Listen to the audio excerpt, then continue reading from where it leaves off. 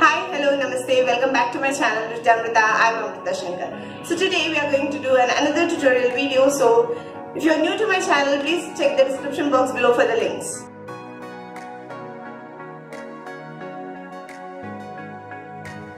For this step, we'll put our legs in V shape and training position. First, 1 will be tapping. 2, we are supposed to raise our heel, then drop it down.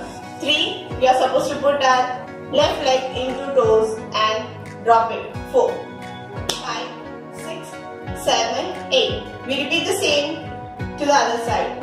1, 2, 3, 4, 5, 6, 7, 8.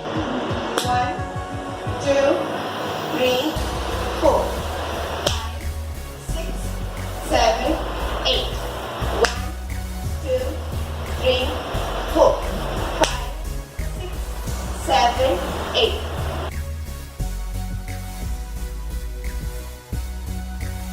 For this step, we'll put hands into Padma Kosha Hasta. Make sure your shoulders and elbows are in the straight line. Then